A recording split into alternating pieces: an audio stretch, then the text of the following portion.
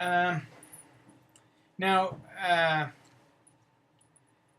just kind of on a practical note, establishing these new behaviors is, we find, much easier to do before the test actually happens. So, and this is kind of the basis for role play that we talked about in self-efficacy theory, and that is that if we're trying to develop new behaviors that meet the function of the old ones, so for example, resisting peer pressure, we would want to do that before, of course, you're in the setting where you actually have to resist peer pressure. So, we would try and do some role play and things like that. Now, when desirable behavior does not occur, it's generally the result of two things, and it is important for us to identify which of these two or a combination of these two is at play. So it's generally because of poor teaching and learning or poor motivation. So for example, if I say, I would like you to, probably one of the best examples, let's just use academic performance.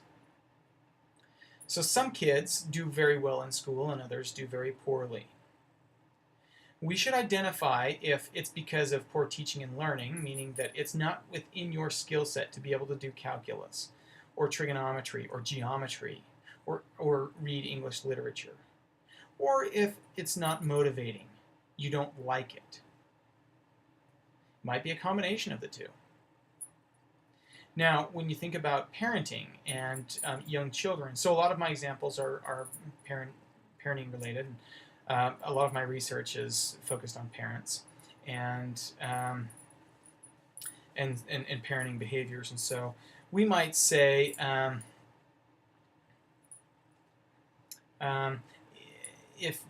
think about adolescent substance abuse. Poor teaching and learning is the cause for the problem behavior, meaning that we haven't taught them how to resist peer pressure in socially acceptable ways. So a lot of kids, and this is especially true for sexual contact, most adolescents don't want to engage in early sexual behaviors. But it's uncomfortable to say no. It's awkward. So I'm a young female dating a boy that's maybe 2 years older than me, and it's very obvious that he wants to engage in some sort of sexual behaviors. And I don't want to. I'm uncomfortable. I feel awkward. I'm nervous, and I don't want to do this. But I don't know how to say no. I don't know how to say, hey, instead of doing this, I really like you. You're a great person. Right now, I'd much rather do something. I'd rather go to a movie. I just don't want to do this right now, even though I like you and I think you're a great person. That is a more socially acceptable way, but I don't know how to do that. Or it might be related to motivation of, well, I'm not social, I'm not included anywhere else, and perhaps my value in this could be that if I engage in sex with this boy, maybe he'll love me because nobody else loves me. I don't get love at home, I don't have a lot of friends, but he seems to love me, at least right now, or he seems to like me, and that's sufficient. So it's probably on one of those two dimensions or aspects, and so we should identify which one it is, and that will help us be more targeted or focused in our intervention. There's also this little strategy, we call it recalibration or calibrating our behavioral standards. So this relates to motivation and learning and very clear expectations. So, for example, antecedent stimuli that would again evoke behaviors need to be very, very clear. So, if we're a parent and we say, the ideal is that, oh, I just want you to be a good kid. Or if you're a good kid and you do good things, then you're going to get consequences. I'll let you use the car, or you'll get an allowance, or whatever. Those are nice statements, sort of, but they're not really nice, and they're not really that effective. Because it's not clear to the kid what is expected. So as a parent, we might say, I expect you to be home by 10 o'clock. I expect that you will come home drug-free. I expect that So we state very clearly what our expectation is. And we bring that into basically into almost like calibration or into line with the child's perception. So, for example, when I say I want you to be a good kid, here's what I expect and here's what I mean, now I'm going to make sure that you understand that this is what I mean. This might also be true for physician-patient interactions. So a doctor might say, "Hey, I would like you to be more. I'd like you to be more active, and I'd like you to eat better." And so you leave thinking, "Okay, I now have the antecedent stimulus, but it's not clear for me how to engage in the behavior because I'm not sure what that means. What does eat better mean? What does be more active mean? Does eat better mean I drink Diet Coke instead of regular Coke? Does it mean that I don't know. It's very unclear. So we need to recalibrate these expectations and these and arrive at what I've identified here as an ideal. This is related to poor teaching and learning.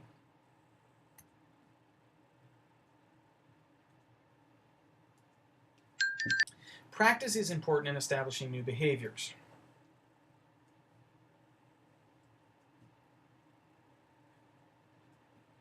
Okay, so with practice, virtually all performance becomes easier.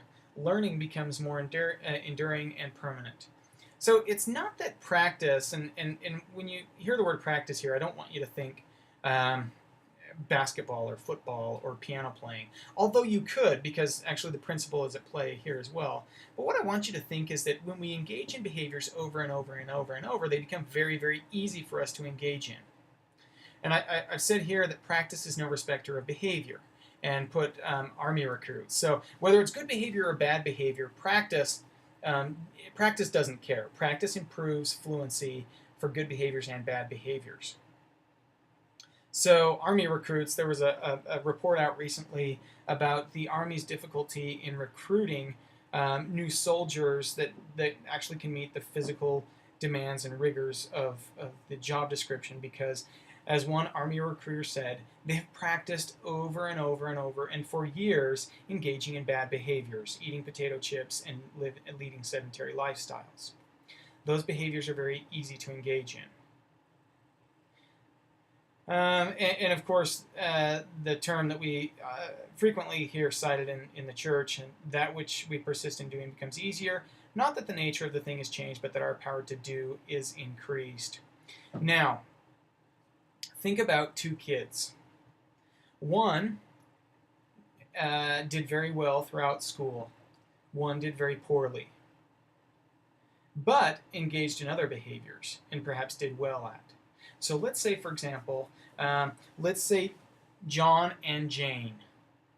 John is a troublemaker at school. Jane is a great student. Okay, now if we dig deeper, John, and go back to the third grade, John never really mastered reading. His parents didn't help him. He never really learned how to read well. Jane learned how to read very well in the third grade. Now by fourth grade, when the teacher says, okay, we're going to read out loud, I'd like everybody to take one paragraph and read. When we get to Jane, she's very happy to read. She can read out loud and do so with a lot of fluency. It sounds good. People are very impressed that she knows all of the big words and can pronounce them correctly. John cannot read very well. John is embarrassed. So John, in order to avoid embarrassment, starts picking on the students sitting around him, throwing spitwads and doing everything he can to avert or to avoid the teacher calling on him to read or his turn to read. He might even pretend like he's sick. Or his voice doesn't, he lost his voice. And so over time, Jane can devote more time to learning math because she can read well and it leads to high performance in other areas, while John cannot. And so Jane becomes very practiced at academic behaviors and she's very good at them. So they persist. Again, practice is no respecter of behaviors and she's very, very smart. And we say, wow, Jane, very good. You are a good student. John, on the other hand, is practicing bad behaviors because he couldn't do the good behaviors. So John becomes very funny. He's very good at being disruptive. He's always disruptive. He throws spitwads, he tells jokes, he gets everybody in the class to laugh.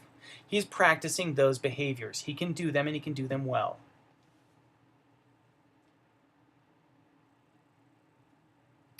And before we talk about this next concept, I want to bring up that behaviors compete with one another for reinforcement in the behavioral marketplace. What I mean is that we can either engage in socially acceptable behaviors or inappropriate behaviors. So let's say, for example, for social inclusion, you have two ways to do this, perhaps many more, but I'm just going to say two. So if you would like to be socially included, and all of us would like to be socially included, you can, one very easy way is you can join gangs. You can start using drugs. You can find social inclusion through inappropriate behaviors. Or, if situation allows and you're fortunate enough, you could join an elite sports team. There's a membership fee, and you have to practice, but you could do that. Those behaviors compete with one another to achieve social inclusion. Now, the one that is easier to do, or that you are more practiced at, or that your situation affords or allows, is the one that you will do in most cases. Said another way, there's a principle called the matching law. And what happens in the matching law is that behavior occurs when there's this equilibrium, which is defined by that 45-degree line, the red line, where behavior occurs and is sustained and reward is in balance. So, for example, on the x-axis, we have reward for responding. You can think of that as the consequence. On the y-axis, we have the cost of responding, what we have to do or the amount of effort to engage in the behavior. Now, in order for behavior to persist and to be very enduring, there needs to be a balance between these two things. When these are out of balance, behavior does not happen or does not occur reliably. So, for example, if the x-axis is overemphasized and we get too much reinforcement, we reach a stage of satiation. So this would happen if, and I've seen this before, if we over-reinforce certain types of behaviors. Hey, if you make your bed, I'll give you $1,000. So you would do it for a while, and you do it reliably because that would be a very valuable reinforcer. At some point, you would tell your parents, you know what, I've got $3.5 million in the bank, and I really don't care about another $1,000, so I'd rather sleep in and not make my bed. Believe it or not, it would probably happen at some point. And in fact, I've seen this happen. I've seen it oftentimes where parents can no longer reinforce their children to do anything because their child has freely available to them every kind of reinforcer. They've got Nintendos, all sorts of gaming devices, computers, bikes, toys, cars, you name it. And so the parent can no longer reinforce them because they've reached a point of satiation where the reward loses its value. It's an expectation, and I don't have to work for it anymore, so I don't really care, and I don't have to engage in behavior. Now, the other is also true, meaning that if the amount of effort that's required to engage in a behavior is so large that it way outweighs the reward, then we aren't likely to engage in the behavior. So the same parent says to their child, hey, if you make your bed every day for 10 years, I'll give you a penny. Well, that happens very frequently too. Not to that same extreme, but what happens is we require so much effort to get reinforcement that behavior doesn't happen reliably. So a kid has to get a 4.0, get perfect marks in citizenship,